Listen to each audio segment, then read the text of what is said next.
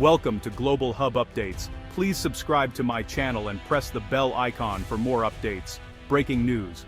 Kuala Lumpur and Manila, a centuries-old dispute over Sabah, a Malaysian state on Borneo, has reignited tensions in Southeast Asia. The Philippines claims Sabah, citing a historic link to the Sulu Sultanate, while Malaysia asserts its sovereignty. This isn't just a land dispute, it's a saga of sultans, colonial powers, and a single debated word in an old contract. Today, the issue remains a diplomatic powder keg, with history's ghosts haunting the present. The question, who truly owns Sabah? Sabah, the land below the wind, is a jewel of biodiversity, rainforests, Mount Kinabalu, and turquoise waters. But beneath its beauty lies a conflict that shapes the lives of over 3 million people.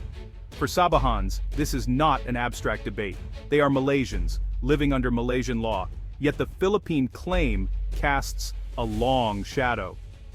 The dispute affects regional security, investment, and daily life. It's a puzzle of ancient decrees, colonial contracts, and modern law, each side interpreting history to fit their claim. The story of Sabah is about more than maps and treaties. It's about the identity and destiny of its people. Tensions simmer, and uncertainty lingers. The world watches as two nations wrestle over a paradise, and the people of Sabah wait for resolution.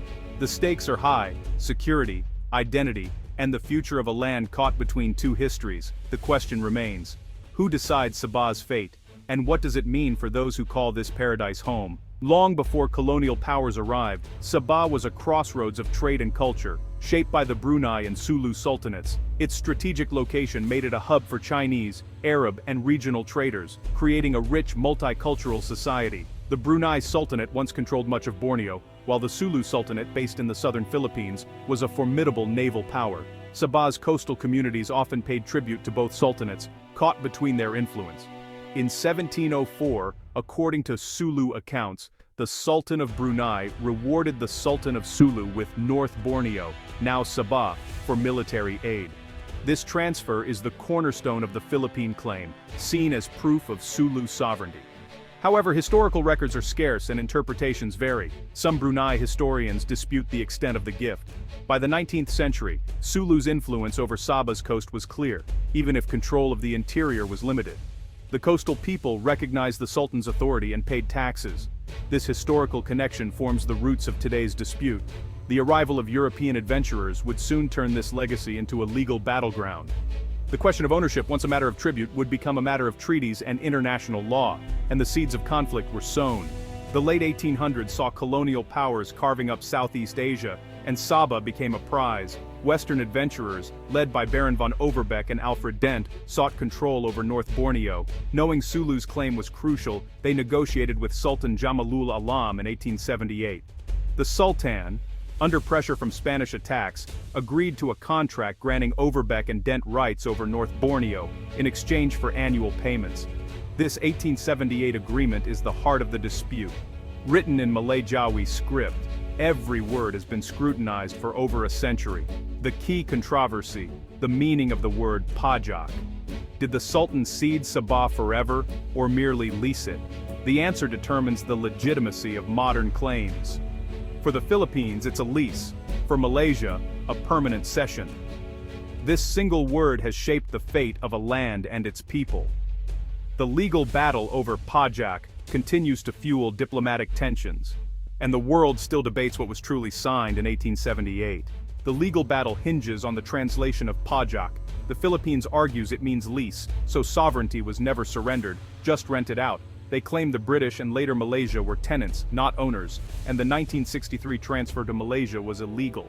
Malaysia counters that pajak means cession, pointing to phrases like forever in the agreement. They argue the Sultan sold his rights, and sovereignty passed legally from Sulu to the British, then to Malaysia.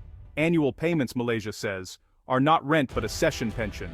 Both sides present historical and linguistic evidence, but interpretations remain irreconcilable. The meaning of one word has created two parallel narratives. Each side sees history through its own lens, and the dispute endures, unresolved. Beyond pajak, both nations have built extensive cases. The Philippines cites the 1704 Brunei de Sulu Grant and the 1878 agreement, arguing the Sultanate was sovereign and could only lease, not cede, Sabah. They question how a private company could acquire and transfer sovereignty and see Malaysia's annual payments as proof of ongoing obligation. Malaysia's case rests on self-determination and international law. In 1962, the Cobbled Commission found most Sabahans favored joining Malaysia, a result confirmed by a UN mission. Malaysia argues the people's will overrides historical claims, and that Sabah's status is recognized globally. The Philippine claim, Malaysia says, threatens regional stability and reopens colonial-era disputes. For Malaysia, Sabah's people have chosen their future. For the Philippines, history and legal rights remain unsettled. The arguments are deeply entrenched, and the stalemate continues. The 1960s brought decolonization and new nations. For North Borneo, the question was, independence or federation? The Cobbled Commission traveled the state, gauging public opinion on joining Malaysia. Their findings: a majority supported federation, with some wanting safeguards for state rights. A UN mission confirmed these results. Despite objections from the Philippines and Indonesia, Malaysia was formed in 1963, and North Borneo became Sabah. Special constitutional protections were promised to Sabah and Sarawak. The people's choice shaped the new nation, and Sabah's modern identity was born. Today, Sabah is a mosaic of over 30 indigenous groups, with the Kadazan Dusun Bajau and Murut among the largest. Centuries of migration have added Chinese, Indonesian, and Filipino communities, creating a unique Sabahan identity. Many Sabahans feel distinct from Peninsular Malaysians, proud of their multicultural heritage. Local festivals, languages, and cuisine reflect this diversity. However, migration from the southern Philippines has created social and political challenges, especially after the 2013 Lahad Datu incursion. Issues of citizenship, resources, and security are hotly debated. For most Sabahans, stability and peace are paramount. The territorial claim is seen as a threat to their way of life. Their identity is rooted in both tradition and a shared future as Malaysians. The sense of belonging is strong, but so is the desire for respect and autonomy. Sabah's story is one of resilience and unity amid diversity. For most Sabahans, the ownership dispute is distant. Daily life is shaped by practical concerns. Despite rich resources, Sabah remains one of Malaysia's poorest states, fueling calls for greater autonomy and a fairer share of wealth. The Malaysia Agreement 1963 promised special rights, but many feel these have not been fully honored. Local leaders demand more control over resources and administration, not separation, but equity. The economy blends agriculture, tourism, and industry, but rural areas lag behind cities in development. Security remains a concern, especially on the East Coast, where cross-border crime and militant threats persist. The Eastern Sabah Security Command was created after 2013 to protect the region. For coastal communities, the fear of kidnapping and violence is real. Most Sabahans want stability, prosperity, and a stronger voice within Malaysia. Their aspirations are for a better future, not just for themselves, but for generations to come. The legal and historical stalemate over Sabah continues, with no easy resolution in sight. The future depends on moving beyond old disputes and focusing on the well-being of Sabah's people. Regional cooperation on security, trade, and development offers a path forward.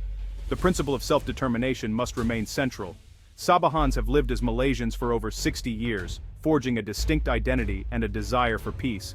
Their voices must guide any solution. The answer to who owns Sabah lies not in old treaties, but in the will of its people. Dialogue, cooperation, and respect are the keys to lasting peace. The future of Sabah should be shaped by those who call it home.